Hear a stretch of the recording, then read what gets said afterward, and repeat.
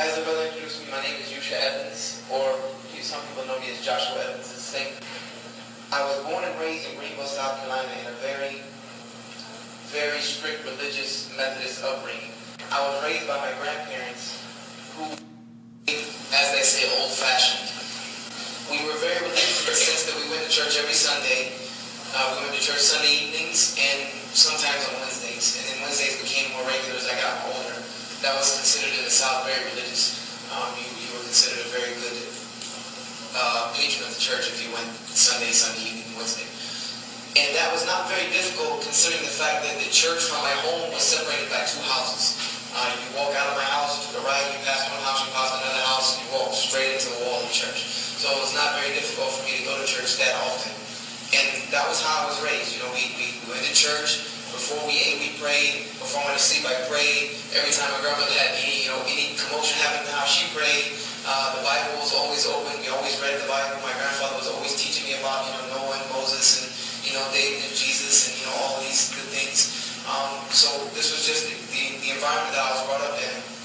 My mother had stepped out of the picture. My father was working two jobs, which was the reason I was being raised by my grandparents. And this continued on until about 13 or 14 years of age. At about 13 or 14, I decided to start attending the youth services on Saturday evenings in my church.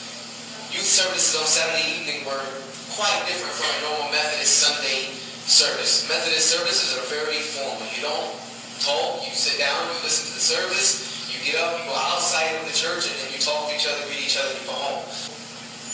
But Saturday evenings were quite different. They were held in the gym, and there was music, and there was games. We played basketball, we played all types of different games.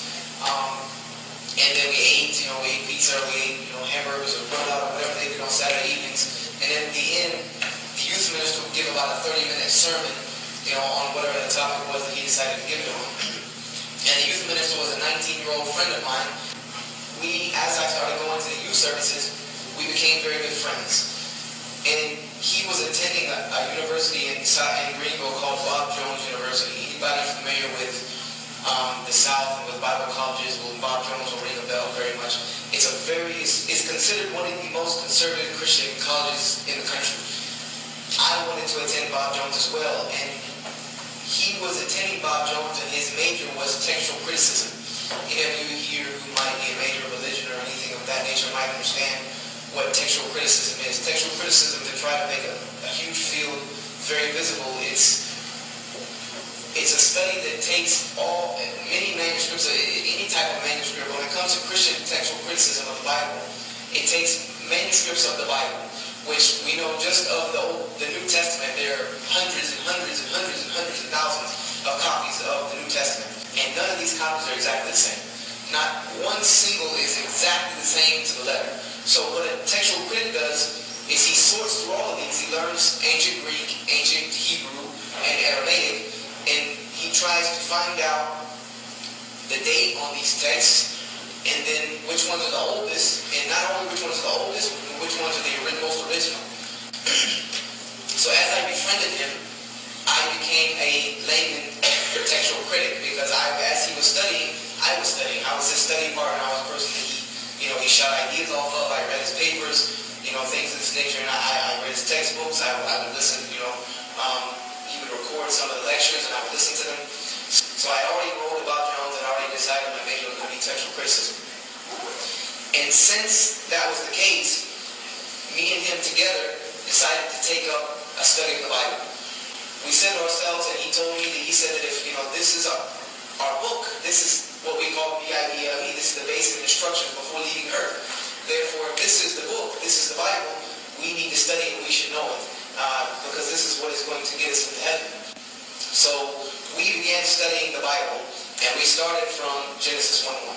And we decided we're going to read through it from beginning to end, beginning to end, beginning to end. And the Bible is a pretty big book, I will give it that. It's a pretty long read. And as I read the Bible, this is where I guess you can say the beginning of the end of the beginning. If that makes any sense. Hopefully by the end it makes some sense. As I started reading through the Bible, I said I'm going to read this analytically. I'm going to read this as a book. I'm going to take away from it all of my preconceived notions of it, because that's what a textual critic has to do. So I started reading the Bible, and as I got through the books of the Bible and started reading the stories of Noah, and I read that, and I knew that Noah was a prophet and all this, and I started reading in the Bible that the Bible says that Noah was a drunkard, as it puts it. And this is how he's referred to on a number of occasions in the Bible. And immediately something did not sit right with me, because this was a story that you didn't hear in Sunday school. You heard that Noah built the ark and he saved humanity and he took 2 and 2 and all the animals and all this, but they didn't tell you the part about the Bible says that he was a drunkard, or he was an alcoholic. So this caught me off guard. I said, where did this come from? So I started reading and I said, okay, this is what the Bible says. So then I would sit back and say, okay, how does that sit with me, knowing what I know about Christianity, my faith? How does it sit with me? And to be honest, it did not sit quite well, because I said to myself, and I had a picture in my mind of the prophets being the leaders of humanity. The prophets were the people chosen to be the leaders of humanity. Therefore, I pictured in my mind that therefore they would be the best of humanity. It just seemed to make sense with me. And alcoholism is a disease. And most alcoholics can barely hold down a job at McDonald's, much less build an ark to save humanity from a flood that's never happened. I said, so something didn't fit right this with me. I said, okay, maybe it's just, maybe it's just something wrong with me, so I need to keep going. So I kept going, and I got to the story of Lot.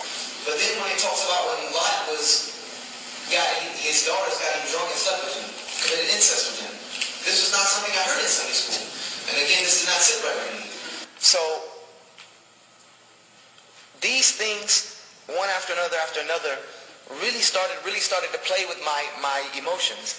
I was trying to read this analytically just as a book, but I could not separate it with myself from what I've always learned and always been taught. So I started taking these things to the scholars at Bob Jones. I told my friend, he said, okay, let me take you to the people who can answer them better. First, I took them to my pastor of the church, and the pastor of my church told me, he said, he put his hand on my shoulder and he said, Brother Joshua, don't let a little bit of knowledge wreck your faith.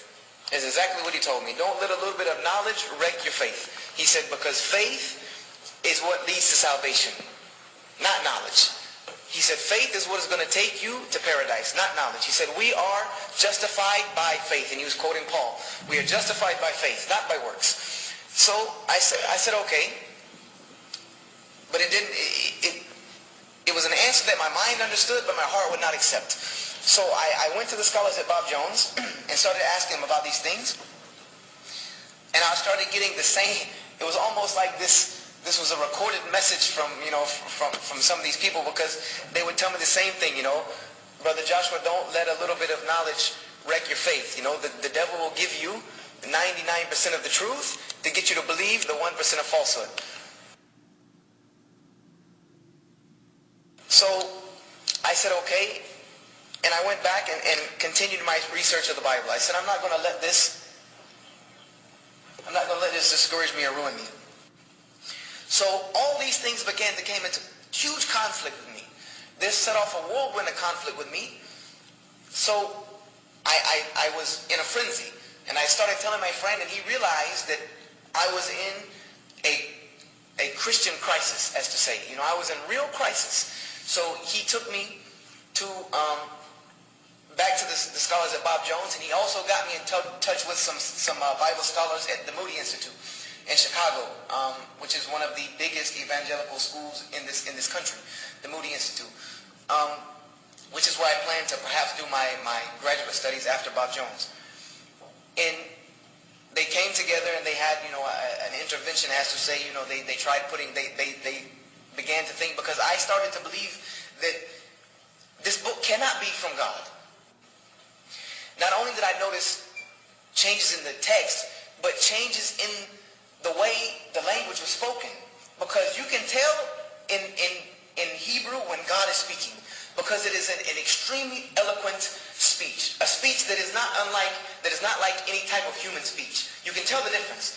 And then you can see when it automatically changes to almost like slang. It changes to like uneducated speech. I ended up talking to one guy at Bob Jones University, and I don't want to give out his name because he will probably not be very happy